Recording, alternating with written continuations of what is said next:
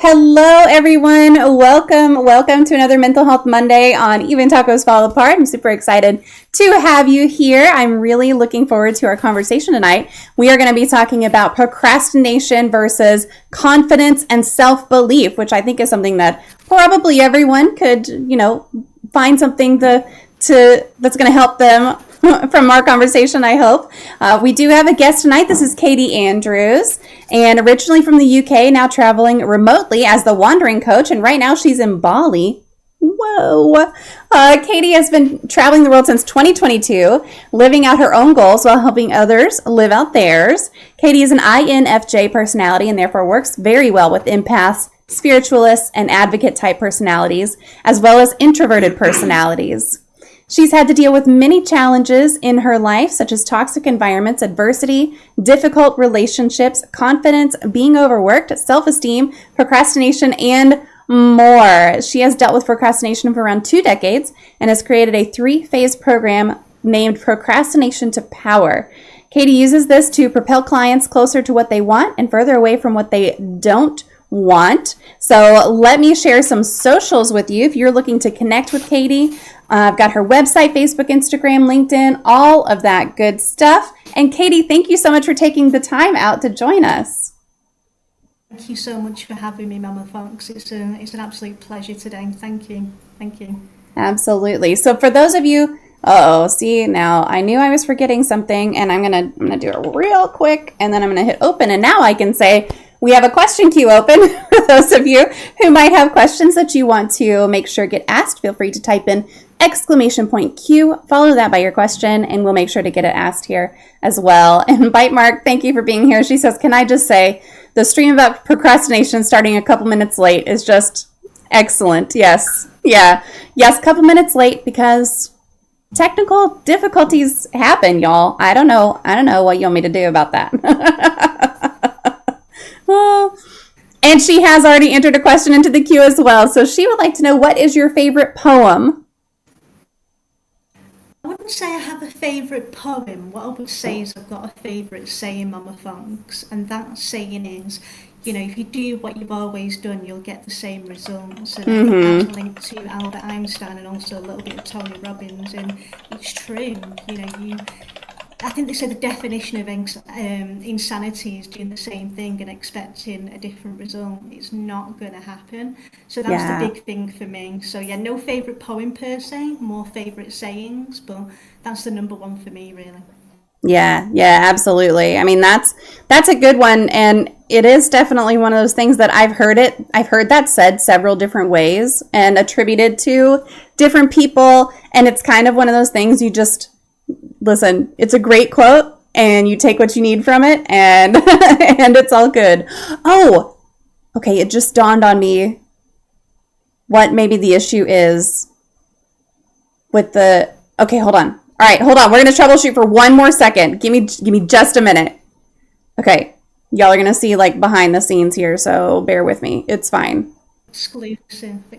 I wonder if I put this to here... No, that doesn't work. Never mind. What if I change this? No, that doesn't work either. Okay, well, I was hoping that I had just entered my brain what the problem might be, but it's not. At least you tried. Yup, at least we tried. That's fine. So, all right, let's get into it. What led you to become the wandering coach and focus on helping other people with procrastination and helping them focus on confidence and self-belief? So there's a few different things really, but if I take it right back, it was actually the pandemic and COVID-19 that was the start of the Wandering Coach and the start of my own journey, my own travel journey around the world and the planning for it, because as you know, we spent several years pretty much indoors, in and out of lockdown, certainly in the UK.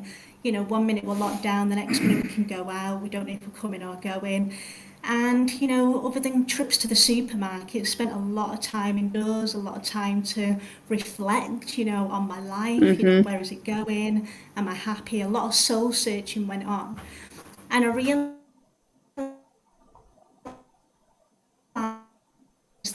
Uh-oh. that, a lot of the things that are good in I sort of wanted more from life. I felt like there was something missing. And after more soul searching, I realised that I wanted to travel the world and I couldn't do that living the life that I had because you only get so many days holiday per year, and I couldn't do the exploration that I wanted.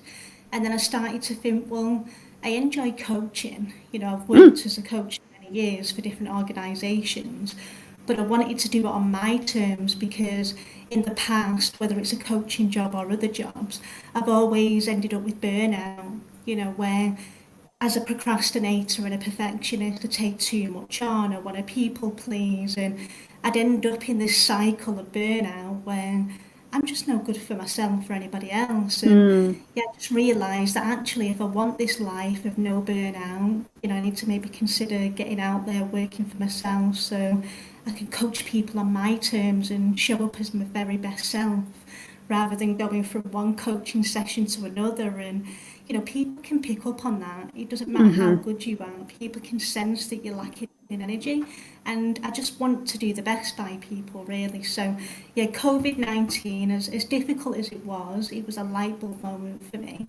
And also as well, like I said to you, I've coached for many years, and when I was working in HR, I realised that I wasn't so keen on the firing part of HR, the not so nice part. Yeah. I was happy with the good side, the sort of uplifting people and coaching managers and guiding them to, be autonomous, and, same with employees, giving them the confidence to go for new roles within the organisation and stuff like that. So, I thank my time in HR for that. It made me realise that my true path in life is coaching, really. So it's all Hmm. aligned with me and my journey, but it's taken a long time to realise that. It's taken Yeah. 18 years of different roles to realise that. And also as well, having been through procrastination and low confidence myself, I realise how much it holds people back. Sometimes people don't even realise that they're procrastinating or they're stressing or the low confidence. Sometimes they blame themselves and feel like there's something wrong with them, Hmm.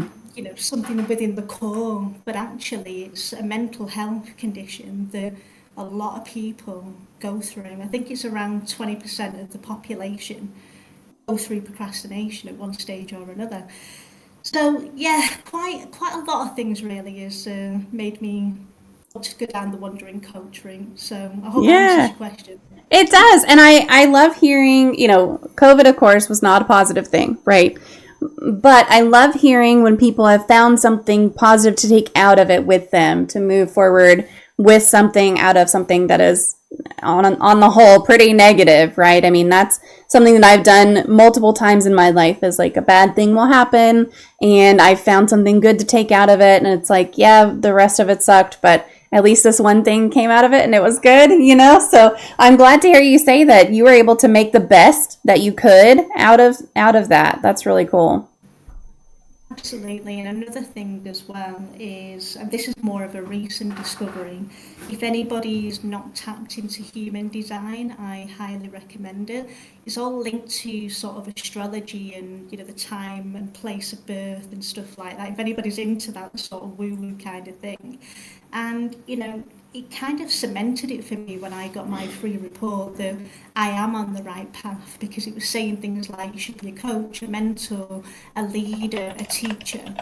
And it just makes you think, wow, yeah, I am doing what I'm aligned to do. And Yeah. that's a big thing, right? To be doing what you feel you're here to do. Yeah. Yeah. I haven't heard of that. So human design, is it the myhumandesign.com? Is that the website? If you go on my website under Oh, free on yours. Okay, resources, good. I'll put a link there. So Oh, just for perfect. students, Oh, perfect. Yeah. completely free, and you can do your report, yeah, rather than doing a Google search and Yeah, all yeah, sorts yeah. coming up. Yeah, no So yeah, kidding. free report. Yeah, I mean, if people do want to pay, there is like an expanded report. The free Oh yeah. one's pretty decent, to be fair. Yeah. That's really cool. I mean, it's definitely one of those things that I'm always interested in, those sorts of things. I don't know that I consider myself to be overly woo woo, but I do like to look into that kind of stuff. And there's always something that's true in it. That's the thing, is that every time I look into anything, I'm like, yeah, that resonates, honestly. Scare. Honestly, I did my report and I was like, well, that couldn't be more true, could it? Yeah, it's always incredible. What do you enjoy doing when you're not busy traveling and coaching? Good question. Quite a lot of things, really. I mean, travel is a big part of my life. So every day, I do like to break away from the computer and I like to do something travel related. But if it's not particularly travel related, I tend to like maybe go to the beach, do a bit of grounding, be around water a lot because it really clears my mind. And I think sometimes as a procrastinator, you need that. You need to get rid of all the fog that's going on. So being around water and making the most of my environment, which is completely important to me. Mm-hmm. And, also doing things like giving back. There's a lot of stray cats here in Bali. So I like to try and find them if I can and feed them. Plus, I like cats anyway. So, they're giving as much to me as I am to them. And yeah, just being in nature, just being at one and just kind of practicing mindfulness and meeting new people. So Mm-hmm. I take the travel thing and run with it and go, well, what can I do now that I didn't have before? I'd be stuck indoors a lot, working remotely before in the UK, and I'd find that I'd end up sort of almost recluse like and not getting out that Mm. much. So the fact that I can really get out now into nature and there's no excuse, it's just completely different life for me really. What else do I like to do? I also, well, I touched on this already about the human design, but I'm really into the spiritual side of things. And it's Mm-hmm. something that has been linked to my travel journey. So I like to tap into that a lot. I like to increase my awareness and just kind of appreciate the world a bit more. Because when I used to work in the corporate world, I'd go to work and I think I'd miss out a lot of things. I'd just be like Mm. pigeonholed on getting to work. So now I like to sort of look out for things, appreciate nature and look out for little signs that I'm on the right path. And I do get that quite frequently, whether it's feathers or synchronicities and stuff like that. So yeah, just tapping into this sort of new side of me, being a lot Mm-hmm. more aware, I think. Yeah. Yeah. I love that you talked about the stray cats, because we went to Puerto Rico for our family vacation just recently, and we were passing all of these horses and they were all tied up and they were all looking really scrawny. I was like, listen, this is why I will never be rich, because if I had a lot of money, I would spend my whole day just driving around Puerto Rico feeding all the horses. I wouldn't like take them because they clearly belong to someone. But I would spend my whole day, my whole budget of whatever it was, buying feed and going and making sure that all these horses had food and water. Like, that's just what I would do. Nice though, isn't it? It's nice to give back Yeah. to animals. They're Yeah, it sacred is. creatures. They're Mm-hmm. different to us. They don't judge us. They appreciate us, and Yeah. it's just nice to have that connection, isn't it? Yeah, it is. Whereas my husband's different. He likes the dogs. He's a dog lover. Oh, So well, I've got a. Oh, you can't really see him. But, oh, there he is. That's one of my you see dogs right something in the there. background? Oh, there we go. Oh, Completely there sparkling. he is. Hello. Oh, Welcome. we have three big dogs and one cat, Tyrion. The other two dogs are too hyper to be in here, so they're out there. But Bo is my chill dog. He's my sweetheart. So Podcast dog. Yeah. yeah, yeah. Animals are better than people, 100%. Yes, totally.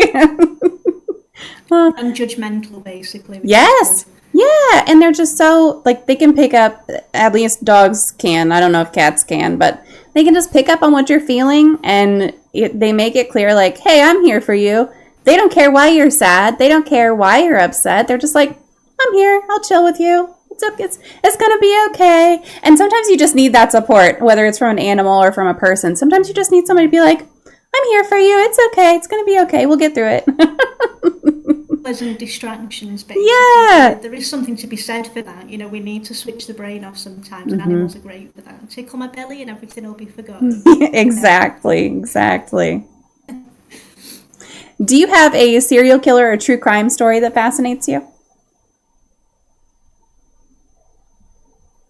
was Uh-oh. thinking Oh, about there we this, go. and yeah, I think the main one that comes to mind for me, quite a controversial case really, is the Madeleine McCann case. And the reason I Hmm. say that is because it's been going on for such a long time. I don't know if you know the Madeleine McCann I'm case not at all. familiar with it, no.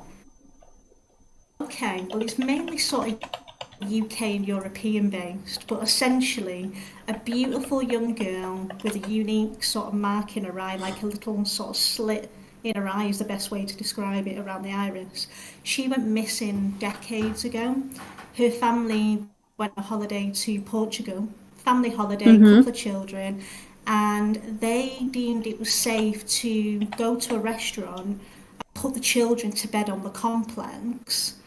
They didn't necessarily lock the doors and things, from what I'm gathering. They just Oh, sort of stayed in the no. complex, had a meal, and periodically checked on them. Mm-hmm. And yeah, one night this Madeline went missing and she was never seen again, even Oh, to this wow. day. So yeah, there's been lots of speculation over the years. Is it the parents? You know, lots of different people that have been brought forward as suspects, and to Mm-hmm. this day, it's never been resolved. And most recently, there was a girl who looked a bit like her, not identical, but bearing in mind she would be years older now, who was claiming to be her. And Oh, apparently she wow. went through blood tests and things, and it wasn't her apparently, but Mm. she thought she might be. So yeah, just an interesting case because it makes me think, you know, were they right or were they wrong to do what they did? But they've got to live with that guilt now for the Yeah. rest of their lives, you know. But it would be nice if one way, shape or form she was found, because Mm-hmm. it'd be good to put that case to bed. But yeah, that's the one that stands out for me. So I don't know if any of your crowd, Mama Fox, are familiar with this case. It was Mm-hmm. quite a big case, to be fair. You know. Yeah. I don't know if anybody's familiar with it, but I can say as a family member who had a family member go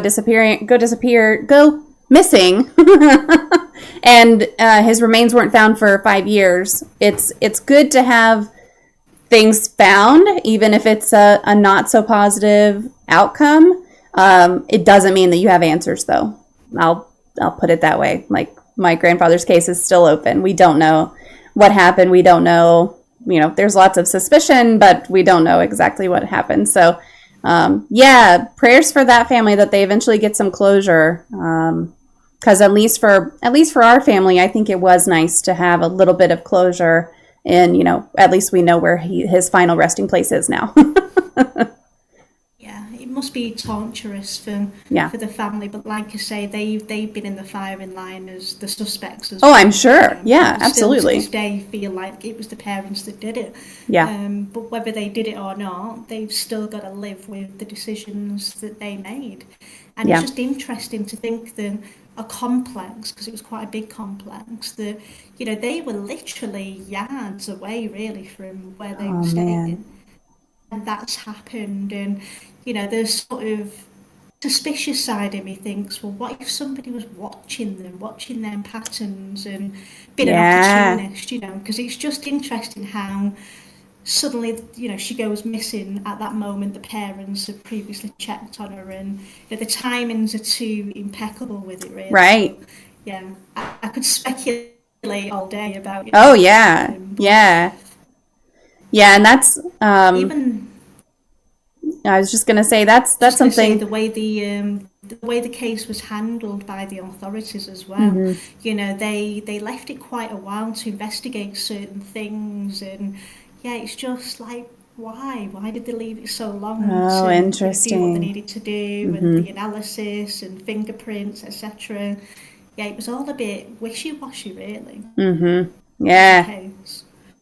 Man, that's heartbreaking. I agree. Bite time answers is better than no answers, but all the answers would be better. Yeah, well, I mean, I hope that family gets some closure at some point, for sure. I had never heard of that one. I'll have to look into it, and hopefully, she's found someday, happy, healthy, and just not knowing who she is. You know. So, procrastination, turning kind of to the topic at hand tonight. Procrastination is a common challenge for many people. I know that you said something like 20% of people struggle with procrastination. I'm surprised that's not higher, but maybe that's just because I procrastinate, so I feel like everyone does. But what are some of the key reasons that we might procrastinate? So it can vary from person to person, as we know. We've all got triggers, and that's the main thing here. We all have unique triggers that make us procrastinate, right? Essentially, it's a stress thing, it's a mental health thing.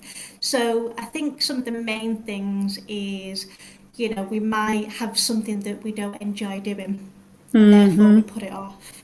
We put it off and we put it off to the point where we almost blow that task out of proportion and make it feel like it's bigger and more challenging than it really is.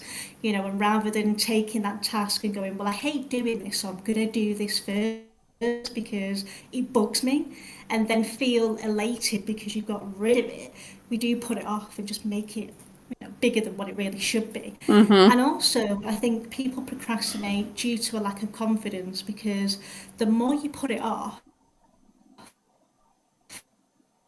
and the more you don't feel this sense of achievement, it can impact your confidence, right? Because you think, I'm not good at this, I can't do this, I'm being lazy, and all these different things that you associate with procrastination. So it can have an impact on confidence. And Mm. also it can be caused by other factors, such as, maybe being a job that they hate. There's been a lot of redundancies around the world, and I imagine that's making people procrastinate, because they're thinking, when am I going to get a job? I've got the bills to pay, and just like this tangled web of stress and procrastination, and being in toxic situations.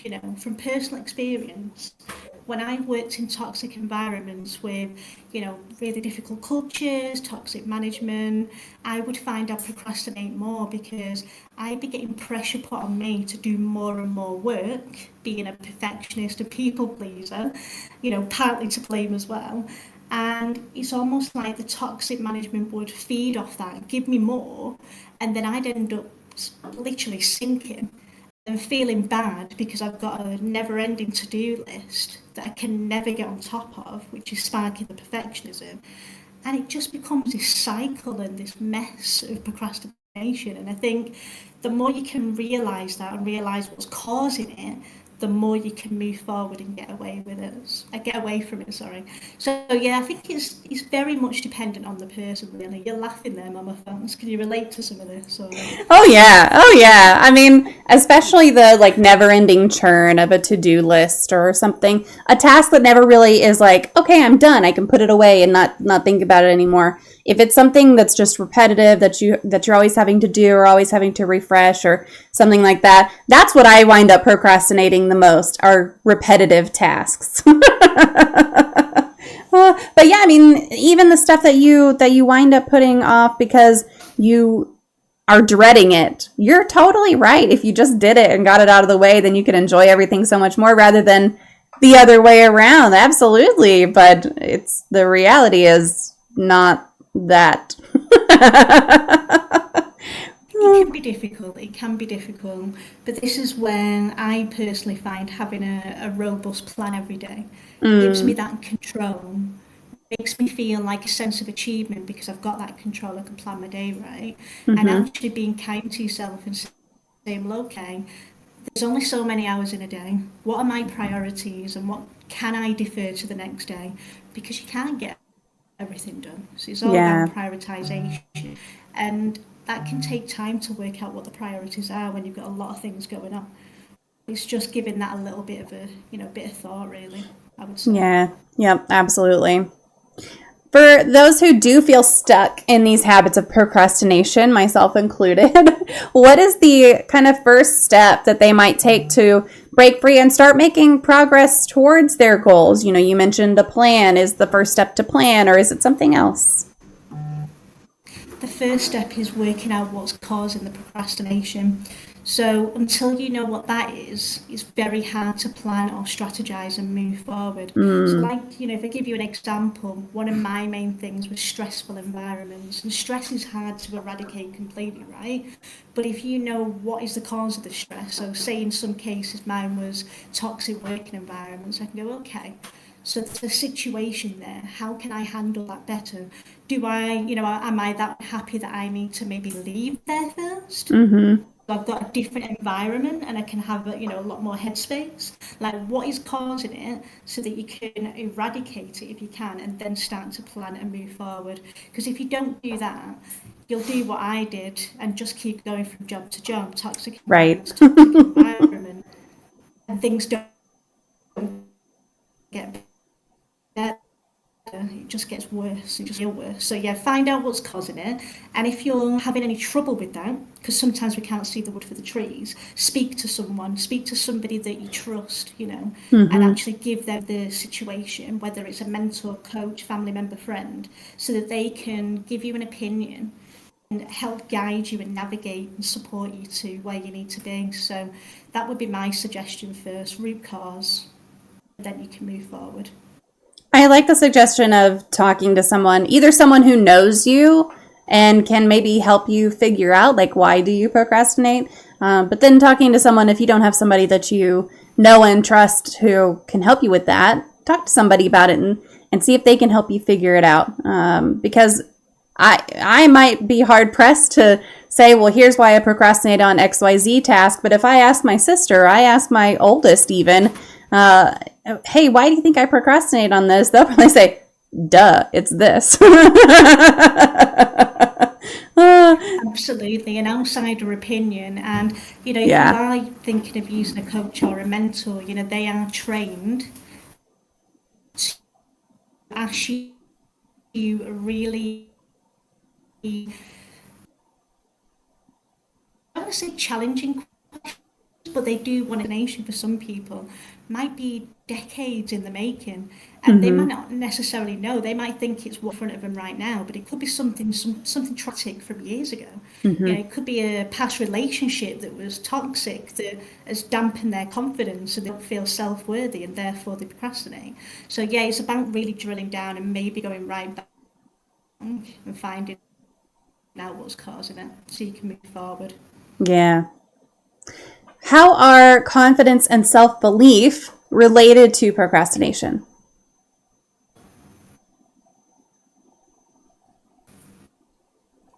Oh, did I lose you? Can you hear me? With that, Oh, there we can go. Can you hear me? I can, yeah. You Okay, froze good. for a All second. right. I don't know No what you did. worries. No worries. All good. So, how are confidence and self belief related to procrastination? I think that when we continuously procrastinate and stress, it can naturally impact our confidence because, like I touched on before, things in the past, things like self-belief, limiting beliefs, it can prevent us from moving forward. For example, if we think, we're lazy, for example, which is a common thing that people say when they procrastinate, oh, I must be lazy. Well, no, you might not be lazy. It's a term that you put on yourself as an excuse for doing what you're doing. But actually, evidence have you got that you're lazy, for example? You might not be lazy. There's probably something else going on. So always challenge it with evidence when you're dealing with low confidence. What is it that's causing the issue really? Because the more evidence against procrastination or lacking in confidence or self-belief, the more you can challenge it. Hmm. It's about what evidence have I got, basically. And also as well, when you're dealing with low confidence and low self-belief, it sort of puts you in a bit of a cycle.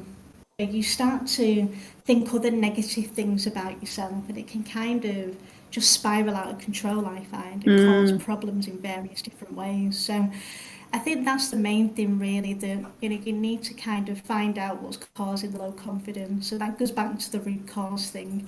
The more you become self-aware, the more that you know what is causing the issues, the more that you can move forward. That's the main thing for me in terms of confidence. And I've also spoke to a lot of different people that have coached, people that I'm good friends with. There's a lot of people going through a lot of different stuff in the world, right? Everybody's got their own stuff they're dealing with. And people, especially now with the economy the way that it is, people are feeling the hit a bit confidence wise. hmm. Some people don't know where the next paycheck is coming from. Some people have been made redundant and they're trying to find jobs. Lots of people are dealing with different things, high costs, energy bills, the lot. And I think it is impacting confidence in a big way. It's about maybe trying to look at the situation that you're in and go, do I truly want, do I want to be in the situation that I'm in? Chances are you probably don't. So what can I do, or what can I change about the situation or myself to step into a different better situation, I think, We don't Mm-hmm. have to conform to what's going on with society, do we? We don't have to accept the situation. We can decide enough is enough, Yeah. The thing is with rock bottom, it's rock bottom for a reason, isn't it? There's only one way, and that is up. And I think when you Mm-hmm. get there, it's time for a change, I think. So, yeah, if anybody's feeling difficult to try and I get cut off then, or am I good? Am I still here? Yeah, you're still here. I heard a bleep and I thought something had happened. It's kind of like it'll lag behind for a second and then it'll catch up. So I think we're okay. We'll just keep going forward. It's all good. Okay. Discord virgin, so Yeah, that's okay. That's all right. yeah, if you're dealing with low confidence with whatever's going on in the world, whatever's going on in your life, just say to yourself, it's time to, put yourself first and Mm-hmm. focus on self love and hey, nothing has to be static. Yeah. What Hope that answers strategy? the question anyway. Yeah. So what strategies or techniques do you recommend for boosting your own confidence and your belief in your abilities? I think the ultimate strategy is trying to ultimately find out what your values are. So when I coach people, I ask people first and foremost, what do you value in the world? And you'd be surprised how many people cannot tell me what their values are. So, what do you value? Why are you here? What is your purpose? What do you want from life? All of those things. And if you're not sure what a value is, I'll give you a few of mine. So, one of mine is self-respect, the respect of others, and that's a big one for me. And it's one that I wish I would have thought about a lot when I was younger because, I was bullied, toxic work Mm, environments, relationships, and I probably could have avoided a lot of that had I have really thought about my values and stood by them. So yeah, that's the number one thing. Establish your values, get some help if you need that. Spend some time on it as well. Don't rush it, like really think about what it is that you value.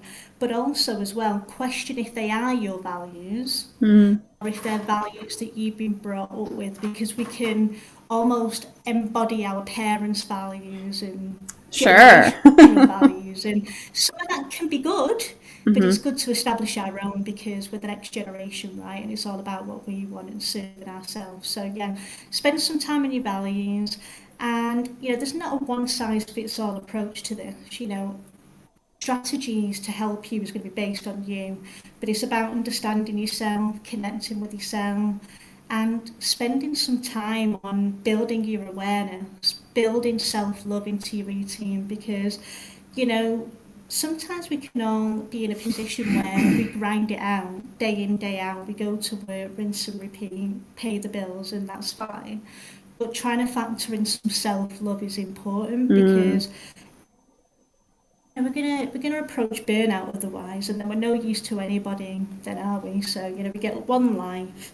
So focus on your values, focus on self love, and that's something that I've had to do, and I've learned the hard way about self love and values. So I know that if you can establish that much earlier on, it's going to benefit you in the long run, rather than being mistreated or heading for burnout. So yeah, those are some Mm-hmm. of the strategies I would say. Focus on yourself, focus on that awareness piece, and then you can other strategies on an individual basis to move you forward. Yeah. I love the idea of really establishing your values and examining whether they're yours or something that you were brought up with, whether that's from your parents, your grandparents, the community around you. Because that's something that I've had to really examine for myself, having been brought up in a very religious community, very religious family, not necessarily, that way now. And so that's something that I had to confront within myself is what of this is just been beaten over my head by my parents and grandparents versus what do I really truly believe and what matters to me.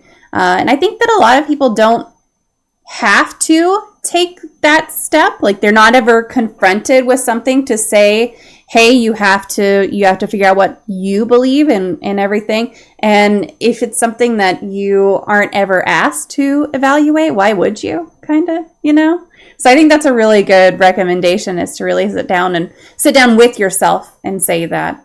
And Bite Mark says, growing up in a small town in Texas will definitely need reevaluation. Exactly. Yeah. Yeah, I've actually been to Texas. Well, I've been to Houston. I'm sorry. I touched down in Houston only for a short while. I was doing good. a little bit of travel around California and the sort of southern states of America where the weather's really good and stuff like that. So, not here. The weather is not really good here. It's better than the UK where it rains probably 75, 80% of the time, I don't know. I feel like I would take the rain if I could avoid the 110 degree temperatures that we've been having. I would take rain year round. Give me that UK weather. I'll abandon this. Of what you got. Yeah. It actually rained. I was telling you this before, but it actually rained here just yesterday. And it started raining and my power immediately went out. And still, I was sitting there looking out of my windows like, you know what? I'm okay. The power can stay off for as long as it rains. Like, just let it keep raining. I don't even need power. I'll sit here and just watch it happen. And I hope that it never stops. It's just been so dry. But yeah, Texas is not the best. And there are a lot of little pockets in Texas where there are some real values that get instilled into children that get really, I don't want to say beaten into children because that implies something that I'm not trying to imply, but really kind of,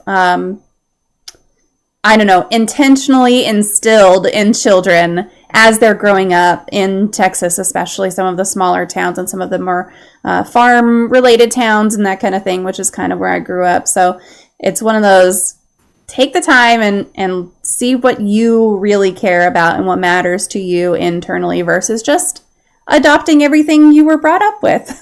I think that's a great thing to encourage people to do. Empowering as well, can't it? When yes. you sort of find your own mind and your own voice, it's empowering, and who doesn't want that, right? To kind of feel empowered to do your own thing, make your own decisions. That's kind of what we've been building towards being adults, right? Moving away from being children. So. Yeah. Yep. Absolutely. Now, you mentioned that you have a background in HR and that you didn't like the kind of firing part of it. And now you're a coach, which eliminates the firing part of it, right? So how can someone who still is in that corporate world and a corporate job or something like that, how can someone navigate those challenges and avoid the redundancy and stress while maintaining their confidence and motivation? Good question. One of the things that I wish I would have done a lot more is speak up. So I used to kind of harness a lot of the baggage and the difficulties that I was facing, navigating life and stuff myself. Feeling like I had to prove something, I had to be strong and stuff like that, which is not a bad thing to try and build resilience, don't get me wrong, but help is there, whether it's friends, family, members of HR, whoever it may be that you feel you can trust internally or externally, but speak to people because, I've been in jobs and stuff in the past where I haven't reached out and I've not only ended up with burnout, but I've had to go off work with stress and it's really hit me. So try and maybe prevent it rather than try and cure it and try and get in there early. And you'd be surprised. A lot of people have been through similar. They can listen to you and guide you and help you think of things that you never thought of. And, it can be tough. We don't have to go through this alone at the end of the day. And also going back to the values again, that's a big one again, isn't it? Because if you know your values are, whatever it may be, self-respect, self-worth or whatever, if you can remind yourself of that, you can then go, okay, okay, well, this job's no longer fitting my values, we're no longer intertwined. What am I going to do about it? Okay, well, actually, I'd really like a job in X, Y, and Z. Okay, well, let's start thinking about a plan and little goals to get there. So thinking about your values again. And also as well, when you do start to move along to another job or whatever the goal is, just make sure that you check in with yourself regularly. How's it going? Are your goals sort of aligned with SMART? Is it realistic? Is it achievable? Don't put too much on yourself. And slowly but surely, you will get out of the situation that you're in and move towards the life that you desire. We don't think of it at the time because sometimes we can be in that negative mindset of I'm in this situation, it's really difficult and dark right now, we can't see the wood for the trees. But slowly but surely, if you keep taking steps, you'll get away from the grey cloud and step into a more happy lifestyle that you desire. So yeah, just keep going. It doesn't define you at the end of the day. Redundancy, it's a situation that is outside of your control. I know I've coached people in the past that have been going through redundancy, and it's really impacted them in a big way. They've ended up with things like imposter syndrome, procrastination, etc. And it's because they think it's them that have caused it, when actually no, like the redundancy is a bigger picture. It's affected you and your colleagues. It's not just about you. They've not just plucked you out. It's a situation outside of your control. There's nothing that you could have done to change that. And the more that you can accept that and go, yeah, it's outside of my control, let me focus on me and what I can control, that circle of influence, you can start to move past it. And when I think back now, that one individual that was dealing with redundancy and imposter syndrome, they were going through a course at the same time. Like the timing wasn't great, to be honest with you. And in the end, they managed to get a new employer, one that they were happy with, and continue with the course and go on to pass it. So it's just a hurdle, isn't it, that we've got to navigate. Hurdles of different sizes, don't get me wrong, but nothing has to be static, nothing has to be fixed. So yeah, my main things is speak to people and just know that the situation doesn't have to be forever. But be prepared to do some work though. If you sit still, nothing's going to change. So yeah, you need to kind of find that fire in your belly and push along. So Yeah. I like that you mentioned imposter syndrome a couple of times, because for me, sometimes those will go hand in hand. Like if I'm feeling that imposter syndrome coming on, I think I'm more likely to procrastinate on something if it's related to something that I like. If those two feelings are related to the same work task or home task or whatever, I feel like that can really increase the chances that I will procrastinate. Is that a real thing? Is that really tied together somehow? it's a real thing. It doesn't matter whether it's imposter syndrome, procrastination, or many of the other different types of stress. There's loads of different types of stress, right? Stress comes in various different ways, and there is a link. Like if you've got some stress, everything else is going to feel difficult. Everything else is going to feel like a hurdle, and it's just sometimes going to be one thing after the other after the other. We have days like that, right, where we feel like everything's going wrong, and sometimes things do go wrong in life. It can be inevitable, but it's just about navigating it. But yeah, there is a link towards imposter syndrome and procrastination, for sure, because people go, well, actually, can I do this? And then they don't do it because they don't feel like they can do it, and it's just a Right. ripple effect. So yeah, they're all intertwined.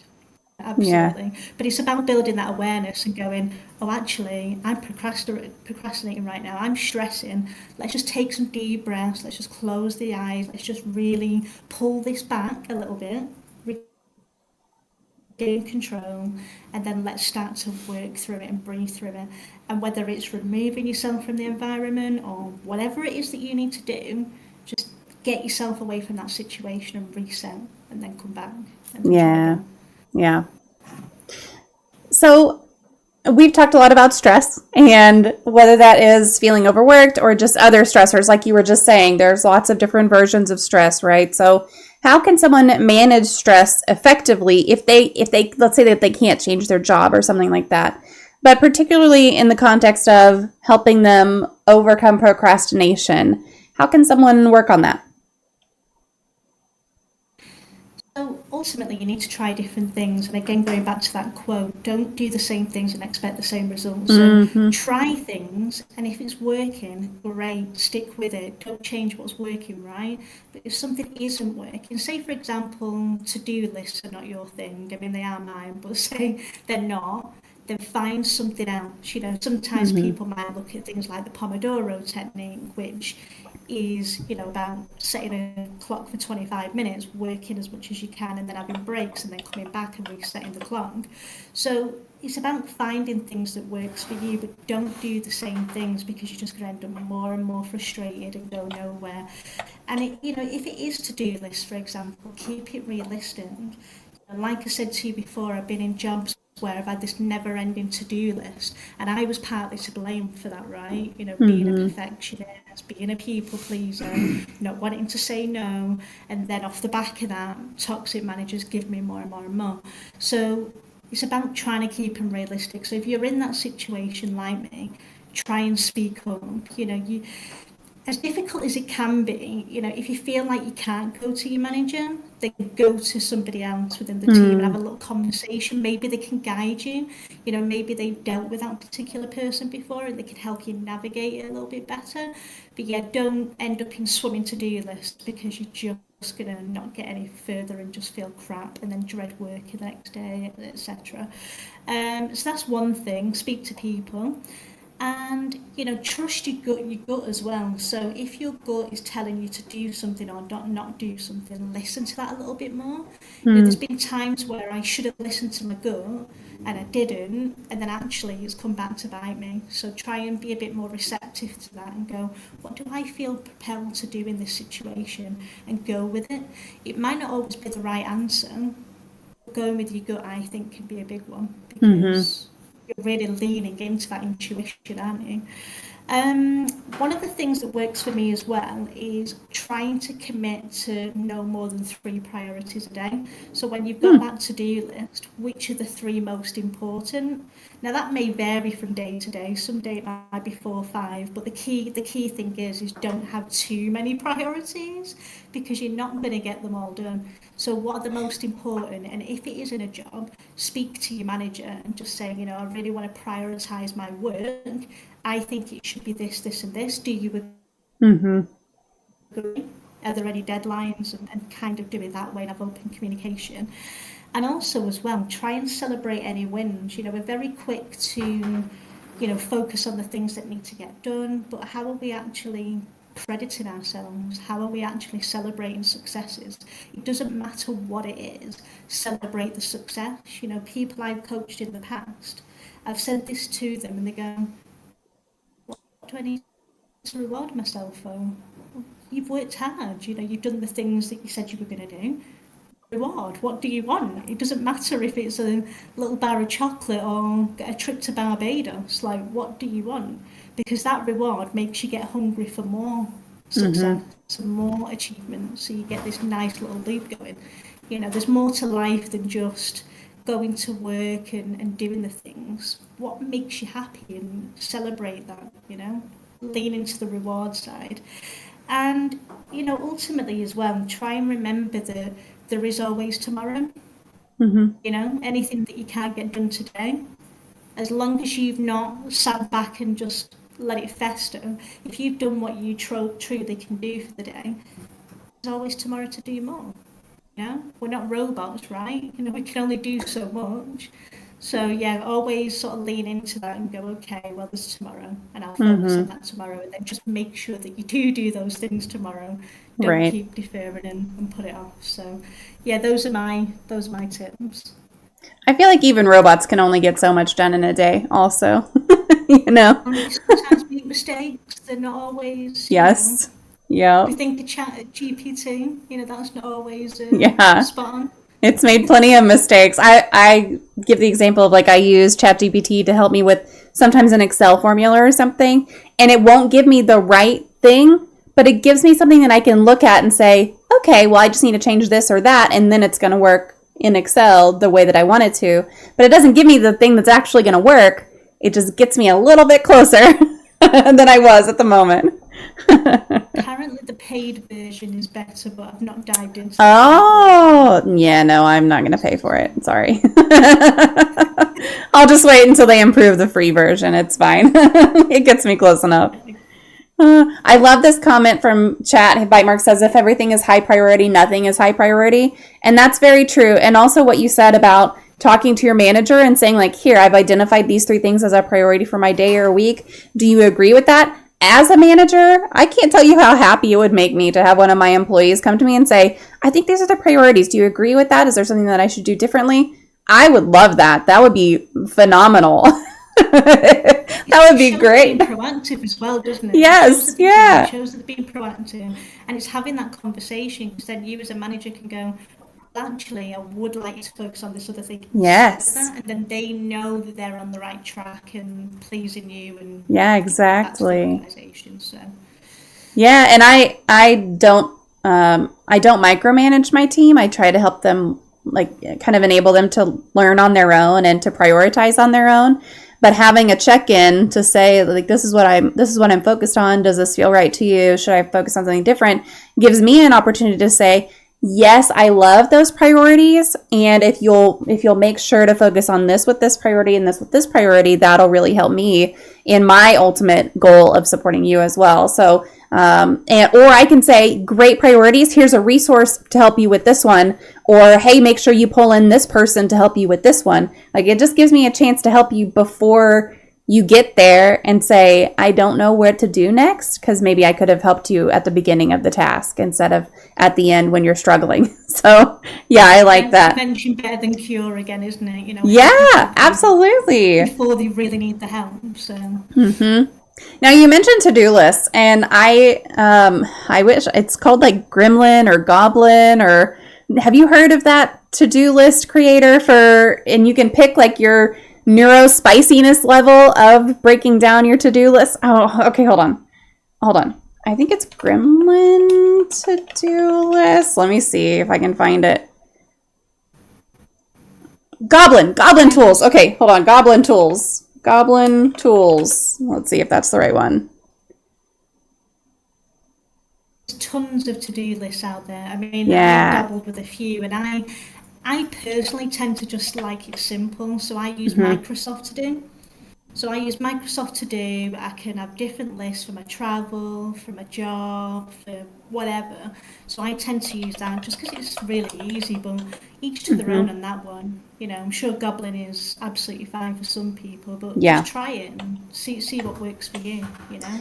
Yeah, so the thing that I like about the Goblin Tools one is that you can put in, I need to find a new OBGYN. And you can break it down between one little pepper or 5 big peppers for how micro do you want to go with these instructions.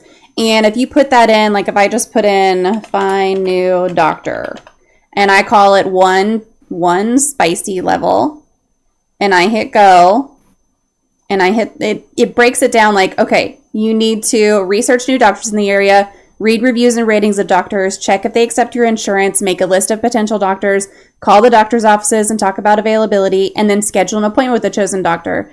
But if you change that to like a 5 spiciness level, come on, change it. Maybe I have to delete it first because it's find new doctor. Yeah, so then it breaks it down into, okay, you're going to have to do all of these little other tasks. So if you're fine with just saying, I need to find a new doctor, great. Use a regular tool for you. If you need it broken down to a level that it's like, I don't know what to do next, a level 5 on just the same to-do list of find a new doctor starts with open a search engine website. Type in find new doctor. Press enter or click the search button. Look at the search results page, and you can check off each one of these as you go also. So it really helps break it down to say, here's everything that I need to do. And by the time you're done with it, it's either walked you through how to do it if you were not sure where to start or not sure where to go. But then also you get to this is a personal thing, but I get to check off a bunch of little boxes. Satisfying for the Yes. procrastinator for that control element.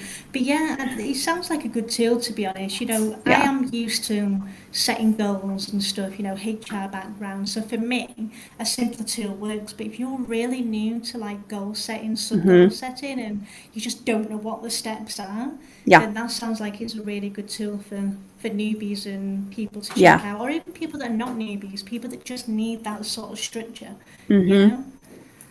Yeah. You could probably even type in something like, how do I set a goal for work? And I'll bet it'll give you some steps. It'd be good because not everybody knows about smart goal setting, Yep. right? Or what the purpose of it is. So, Yeah, absolutely. So let's say that you are a person who does not procrastinate, or you don't struggle with procrastination very much, but you have a sister, a mother, a daughter, a friend who does struggle with procrastination. How can someone be a supportive friend or family member to someone who does struggle with that? I think the key thing is not be judgmental. And I know it's easier said than done. And I know people say things in a caring way sometimes, but if you just use me as an example, when I've been stressing and procrastinating and things are going on in the past, what I really needed to hear is, breathe, you can get through this, maybe Mm-hmm. let's think about the evidence, those really supportive sort of questions. In the past, I would have things like, what are you stressing for? Procrastinating for, Yeah. and that doesn't help. Like, you're asking me a question and deep down I don't think I truly know. So yeah, Mm-hmm. think about the questions that you're asking before you say it, because it does make a big impact. Don't be judgmental, and lend an ear if you feel like you can help, and be patient, and give the guidance if you can. If it's going to bring you down and you're not in that mindset, then maybe sort of help and guide them towards somebody that can. Mm. Not everybody is the kind of person that can listen like that. Some people are of the mentality of, oh, you just got to deal with it yourself and stuff like that, and that's probably not what you want. So only do it if you're prepared to do it and you can help them. Otherwise, guide them to somebody that can. That's what I would say. Yeah, I like that because it's definitely easy to say, well, why haven't you just done it? Why haven't you just found a new doctor? Why haven't you just finished that task at work? Just do it. Like, it's easy to just say, like, Yeah. just do it. It's not necessarily helpful.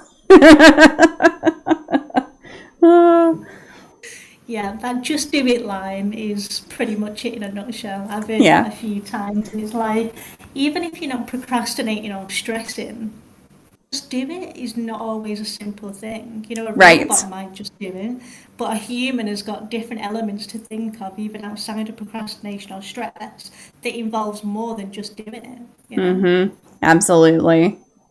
Yeah, I mean, like Bite was saying with that Goblin Tools thing, she's used that to say, well, here's what it's like for someone who's neurodivergent in this way. You might just say, oh, I find a new doctor is the thing on your to-do list. But for me, literally my next task is opening my browser. And then my next task after that is typing things in. And so you never know what someone's to-do list in their head looks like. You never know what level of detail they have to go into. You never know how difficult it is for them to keep going on their task list. And that's the kind of thing that you just don't know how other people process stuff. You don't know what they're dealing with that day that's distracting them. So yeah, I think that's really helpful. Sometimes a When super I'm helpful coaching sister might just somebody, make a phone call because they know that's difficult for their sister. Yes. Yeah, if you need someone to make a phone call, you can ask someone to make a phone call. I'm coaching somebody at the moment who's got ADHD. And one of the things that they said to me is, and this is quite typical ADHD, they have shiny object syndromes. They're Mm. always distracted by the next thing. Mm-hmm. And, there's pros of having ADHD. A lot of the time people can multitask and stuff like that and problem solve. But, this person's problem is that they put too much pressure on themselves, they do procrastinate as a result, and they've got this shiny object syndrome, which means they get distracted from what they truly want and what they truly need. So because I know that about the client, when they reached out to me recently and said, worried because these things that we agreed on my action plan have changed because of X, Y, and Z. I said, that's okay. Life changes. Let's focus on these things that are coming to your life now. Let's deal with this. Let's put the 4-week plan on the back burner and we'll deal with that down the line. Priorities shift, and that's okay. If I'd have said to him, oh, we've got this 4-week plan, must do the 4-week plan, then actually they're going to end up with overload and be in the same situation that they were in before they came to me. So yes, about priorities can shift, and it's what is most important. And if something's really pressing, deal with that now. Let's deal with some more stuff later. So that's a big thing, and this person, had they not been working with me, they may have done all these things and just carried on in that zone, procrastination and taking too much on. So yeah, take a step back and prioritise and deal with what needs to be done, or what you feel that needs to be done, and everything else can wait. Are there exercises or resources that you feel like everyone who has experienced procrastination could benefit from doing more often? I feel like we touched on a lot of this already. We did. We talked about a lot. Yeah, we talked about a lot. But again, the Pomodoro technique, I've used that in the past.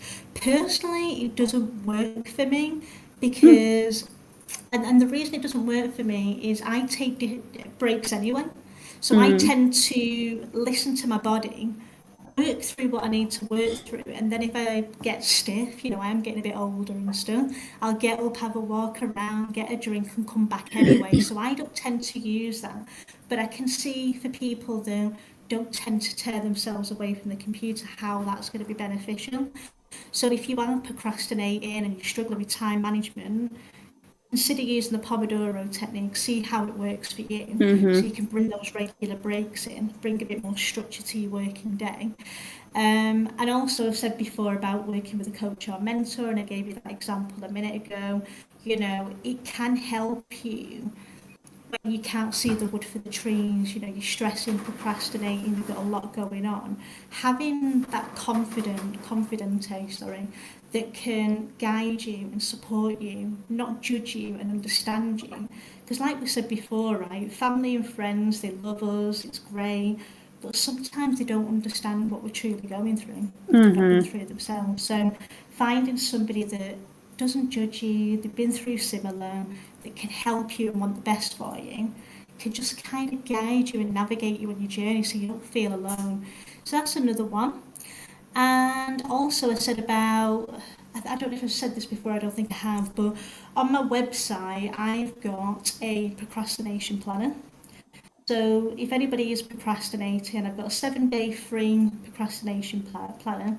And what that does is over the period of 7 days, it gives you challenges and things to think about to help move you away from procrastination. And on my website, it pops up. So if you want it, you can get it. And also I've got a goal and mindset journal, which is completely free as well. There's tons of resources in there for procrastination, stress, goal setting and more. And also as well on my website under free resources, I think I said this before, I've got the human design on there, which again, if people want to delve into human design, they can get the report, and it can be a great thing to sit down with your coach with, because it can give you clarity on your life purpose, your life goals, what kind of person you truly are, because we think we know it ourselves, right? But sometimes do we really? Because like I said to you, people don't know their values and their purpose. They may not feel like they know what they're here for. So there's tons of resources on my website, feel free to check them out. And yeah, those are my tips. I like that you have the planner and everything on your website for free. I think that that's really helpful. And a lot of the resources that we've talked about and the methods that we've talked about are pretty common things, but if you're a procrastinator, sometimes you don't put those into place. So I would encourage everyone, if you're not sure what Pomodoro is, if you haven't looked into it, there's tons of apps, like tons of Pomodoro apps, plenty of free ones too, some that you don't have to pay for your phone, for your web browser, or whatever you want to do. But look into those. I mean, it's really something that you don't know if it's going to work for you. It works for my kids. So if I tell them, we're going to clean for 15 minutes. That's it. Just 15 minutes. And An egg timer. Yeah, get an egg timer. So, just a little bit of time. They are so productive all of a sudden for that amount of time. It's fantastic. Where if I just told them, you're going to clean this whole room, it would never get done, ever. 15 minutes later, I would come in there and they'd be playing with dinosaurs, But if you give them a timer, so it's just something to look into and see what works for you. I think you have to figure out what works for you, and that takes some time. Great that you're utilising your children to do some of the chores. I love that. Well, listen. There's another tip, Yeah. So most of the time I do that whenever it's like, you need to clean up your room because I can't walk to your bed right now. They have their chores and stuff that they do. And if they've made a big mess in the living room, they do have to clean it up and, that kind of thing. But mostly I use that when I'm like, you have to clean up your room because it is a complete mess that I can't see the floor in. But that's too big of a task, right? My kid, the one that I'm mostly talking about is my 9-year-old. But even for my 16-year-old, if I were to say, like, go clean your room, I want it to be spotless, that's too big of a task to expect a child, no matter how old, to say, I know exactly how I'm going to clean my room. They don't have a plan for that. So you gotta help them. Reward at the end. You give them a reward. Do you say you clean your room, you can play with your dinosaurs? Well, it depends on it depends on why they're having to clean their room. If they're having to clean their room because they've just made a big mess, then usually no. But they get monthly rewards, kind of like I'll buy them a new game every month. So it's kind of, I reward good behavior on the whole. I don't reward necessarily specific tasks, but maybe I should. I'll start implementing like ice cream after your room is clean. Or healthy treats sometimes. Otherwise, yeah. Too bad treats. Oh, they're both pretty healthy eaters, so I don't worry too much about that. Like ice cream is definitely, they treat it as a treat. So I think it's fine, but yeah. You'll get a high five. I like that. Finish this up and you'll get a high five. Yes. Is there anything that you do now in terms of self-care to prevent procrastination? Oh, absolutely. I think, like I say, the biggest one for me was traveling the world. So changing my life, putting myself first is a big one. So whenever I feel the procrastination come in, because there's no cure for procrastination, right? Mm-hmm. Let's just be honest here, there isn't a cure. It's a mental health condition, and whatever the mental health condition, it can be triggered. It's all about knowing your triggers and managing it as best as you can, right? So whenever the procrastination comes in now, I try and challenge it with evidence and go, yeah, but you're traveling the world, you change your life, you're capable, you're worthy, you can do this. Maybe weave in some affirmations, however you want to do it, but just kind of bringing yourself back to common ground and going, yeah, you're worthy, you turned your life around, you're capable of doing all this. Like, things will happen in good time when you're aligned. Things might not always happen the way you want it first time round. And this is a big thing for me because not only am I a procrastinator and a perfectionist, I'm quite impatient. So that's something I have to manage as well. It's not a great mix, is it? Right. So, I might procrastinate things in the past, but I also want it all now. It's a mix, but, I feel that. but it's just about reminding myself of that and going, well, actually, look, you turned your life around. It might have been years in the making, but it's all happened when it's supposed to happen. If I would have gone travelling and stuff years ago in my teens, I might not have appreciated it more. Might not have had the impact that it's having now.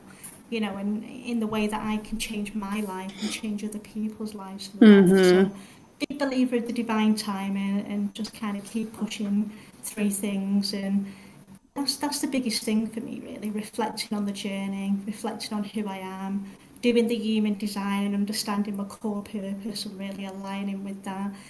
And yeah, I'm on this mission to, change as many lives as possible, and I'm not going to stop until I do that. I love that. I want as many people as possible to push past procrastination. So, yeah. That's great. That's a cool mission. I like that.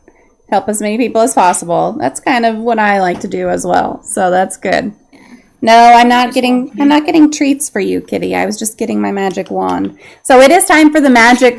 It is time for the magic moment. If you could wave this magic wand and eliminate one common opinion or misconception or theory surrounding mental illness, disabilities, or talking about mental health, what would it be? I think one of the biggest things for me, and this is quite personal to me in a way because I've got friends in this sort of situation. The biggest thing for me is men's mental health.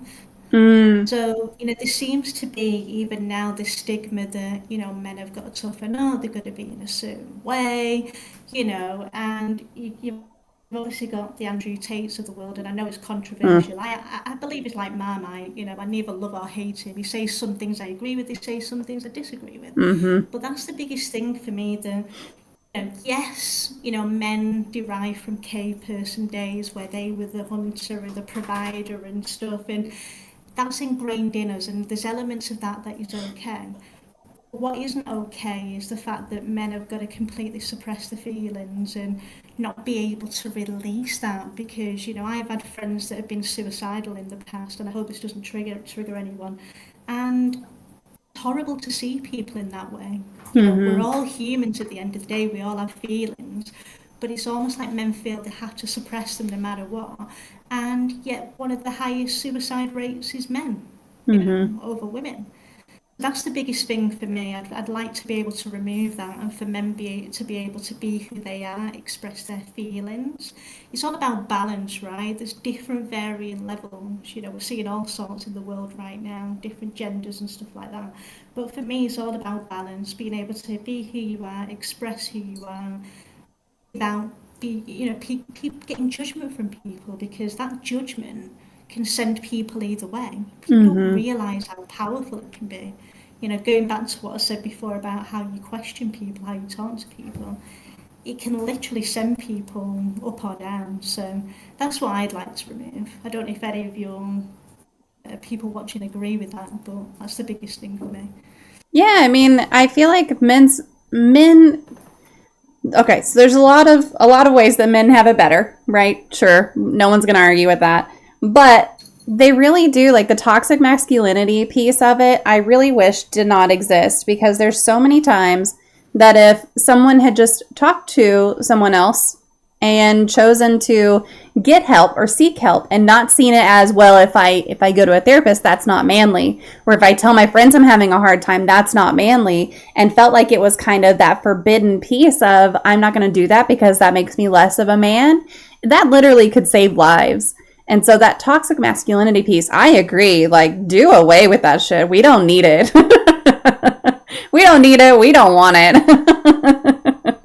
I mean, there is the other side of the coin these days where, you've got different varying levels, haven't you, in terms of opinions and masculinity and femininity and stuff. And I'm never going to judge that, be who you are.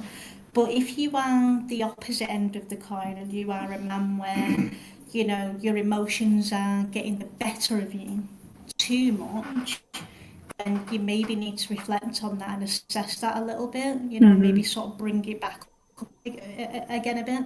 So there's different ways of looking at it, really. But Mm-hmm. essentially, just don't let it control you, whichever level you're at. Try and bring it back up a little bit. Yeah. Well, and I would say if Don't you listen. are Don't listen to people that don't add any value to you.